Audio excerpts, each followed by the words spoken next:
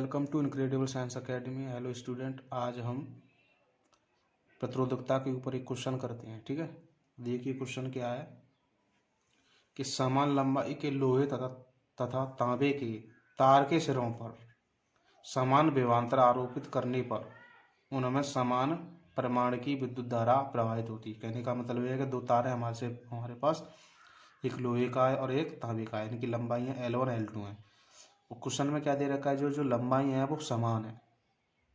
ठीक है, तो समान इनकी लंबाइयाँ और इन पर जो वोल्टेज हमें लगाना है वो समान है, विभवांतर समान है। ठीक है,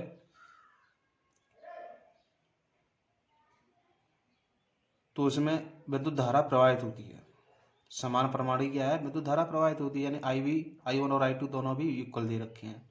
ठीक है, तो इन तारों की त्रिज्याओं की तुलना कीजिए। हमें इन तारों की त्रिज्याओं की तुलना करनी है। ठीक है, क्या उपयुक्त त्रिज्या लेकर इनमें धारा घनत्व के समान मान प्राप्त किए जा सकते हैं।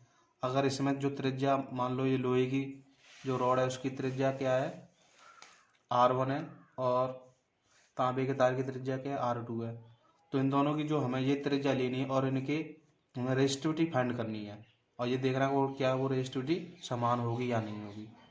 ठीक है, समान प्राप्त किए जा सकते हैं धारा घनत्व के जे की। तो लोहे व तांबे के विशिष्ट प्रतिरोध दे रखे हैं, यानी ये लोहे का विशिष्ट प्रतिरोध दे रखा है 1.0 × 10⁻⁷ ओम मीटर, और ये तांबे के तार का विशिष्ट प्रतिरोध दे रखा है 1.6 × 10⁻⁸ ओम मीटर। तो क्वेश्चन में जो गिवन है वो हमने लिख लिया, यानी रो एफ ई का मतलब है विशिष्ट प्रतिरोध ऑफ आयरन, यानी लोहे का विशिष्ट प्रतिरोध 1.0 × 10⁻⁷ ओम मीटर। मानी हमने जो जिनके इंडिविजुअल विशिष्ट प्रतिरोध दे रखे हैं उनको हमने इस ऑर्डर में लिख लिया। तो हमने Fe की जगह पर हमने इसको क्या किया, ये जो आयरन का विशिष्ट प्रतिरोध दे रखा है इसको हमने ρ1 मान लिया और कॉपर का विशिष्ट प्रतिरोध दे रखा है इसको हमने क्या कर लिया, ρ2 मान लिया। अब देखिए यहाँ पर ये डायग्राम दे रखे हैं जिसमें लोहे के तार और तांबे के तार, ठीक है, दी रखी, इनकी लंबाइयाँ समान है और ये इसका क्रॉस सेक्शनल एरिया यानी अनुप्रस्थ काट का क्षेत्रफल है और ये भी इसका अनुप्रस्थ काट का क्षेत्रफल है। ठीक है, त्रिज्या दे रखी दोनों की और प्रतिरोध दे रखा है दोनों। ठीक है, अब हम क्या करते हैं कि दिया है कि दोनों की लंबाइयाँ क्या है, समान है, लंबाइयाँ समान है। ठीक है, यानी दिया है L1 बराबर L2। ठीक है, तो हम पहले इसके प्रतिरोध को इसके रो और लंबाई और क्षेत्रफल के टर्म में लिखते हैं।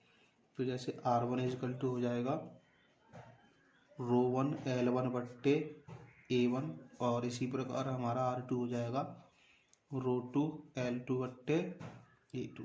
ठीक है, तो हमारा जो A1 है वो क्या है πr1² और जो A2 है वो क्या है πr2²।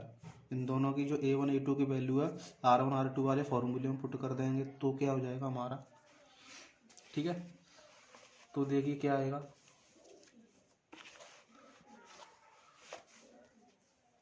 तो आएगा हमारा कि R1 = ρ1 L1/πr1² और R2 = हो जाएगा ρ2 L2/πr2²। ठीक है, अब इसके आगे करते हैं हम इसको।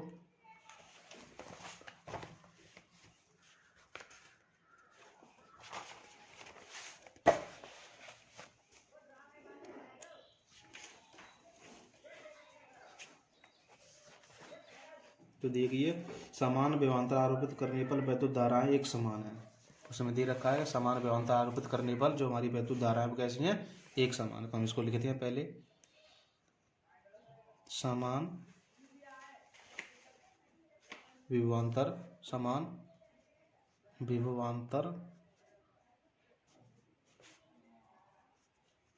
आरोपित का मतलब होता है लगाना।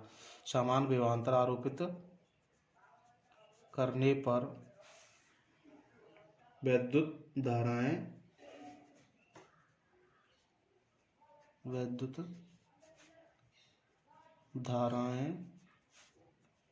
समान है, यानी क्वेश्चन में दे रखा है ये समान है, ठीक है। यानी कहने का मतलब है कि V1 बराबर V2, तो हमारी I1 बराबर I2 हो जाएगा। समान विभवांतर आरोपित करेंगे तो हमें धारा भी कैसी मिलेगी, समान मिलेगी, ठीक है। उसके बाद क्या है, हम R2 का फॉर्मूला लगाते हैं, ठीक है। जैसे R1 इजकल टू R2, हम मानते हैं कि उनकी के जो प्रतिरोध हैं वो कैसे हैं, समान है। तो क्या हो जाएगा, ρ1 L1 equal to pi R1 square equal to ρ2 L2 upon pi R2 square. तो यहाँ पर क्या, पाई से ये पाई कैंसिल हो जाएगा, पाई से ये पाई कैंसिल हो गया। और क्वेश्चन में क्या गिवन था कि L1 बराबर L2, ठीक है। तो यहाँ पर ये को पुट कर सकते हैं, L1 की जगह L2 को पुट कर सकते हैं, ठीक है। तो ये इससे ये हमारी कैंसिल हो जाएंगी, तो बचेगा क्या, ρ1 बट्टे R1 स्क्वायर इजकल टू ρ2 बट्टे R2 स्क्वायर। तो हमारा ये बचा ρ1 बट्टे R1 स्क्वायर इजकल टू ρ2 बट्टे R2 स्क्वायर, ठीक है। ये रिलेशन बचा हमारा। तो यहाँ से हमें इनकी त्रिज्याओं का अनुपात फाइंड करना है, इनकी त्रिज्याओं को फाइंड करना है। तो क्या करेंगे, इनका क्रॉस मल्टीप्लाई करते हैं, ठीक है। तो इसको हम इधर लेके जाते हैं, इसको इधर लेके जाते हैं, तो देखिए, तो ये क्या हो जाएगा, ρ1 मल्टीप्लाई बाई R2 का whole square equal to ρ2 multiply by R1 का स्क्वायर, ठीक है। अब क्या करते हैं, R1 को इधर लेके जाते हैं और ρ2 को उधर लेके जाते हैं। तो ρ2 उधर जाएगी मल्टीप्लाई, तो डिवाइड में जाएगा, तो ये क्या हो जाएगा, R2 स्क्वायर बट्टे R1 का स्क्वायर इजकल टू ρ2 बट्टे ρ1, ठीक है। इनके स्क्वायर को इधर लेके जाएंगे तो किस में जाएंगे, ये स्क्वायर रूट में, ठीक, किस में जाएंगे, ये स्क्वायर रूट में जाएंगे। तो देखिए R2 बट्टे R1 इजकल टू हो जाएगा स्क्वायर रूट ऑफ ρ2 अपॉन ρ1, ठीक है। तो यहाँ पर क्या है, इनकी त्रिज्या मतलब इनकी जो प्रतिरोधकता दे रखी है, इनकी प्रतिरोधकता और होती है स्क्वायर रूट में। तो देखिए इसकी R2 क्या था, हमारा कॉपर था, कॉपर की प्रतिरोधकता कितनी दे रखी थी, 1.0 इंटू 10⁻⁷ और इधर कितना दे रखा था, 1.6 इंटू 10⁻⁸, ठीक है। अब इससे ये कैंसिल हो जाएगा तो कितना बचेगा, तो देखिए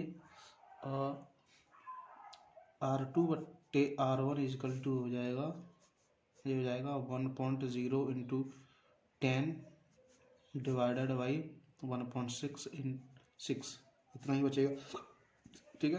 क्योंकि इसकी 7 से 7 कैंसिल होगी, एक माइनस की पावर बची वो ऊपर जाके प्लस की पावर होगी जो 10 हो गई, ठीक है।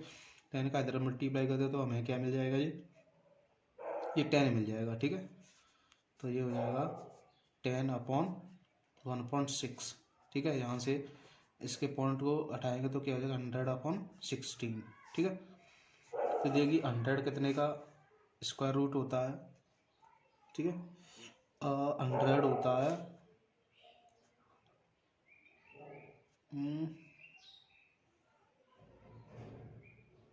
2 से पहले इसको डिवाइड कर लेते हैं। ये कितना हो गया, 50 हो गया, ये कितना हो गया, ये बचा 8 और ये कितना बचा 25, ये कितना बचा 4। तो R2 अपॉन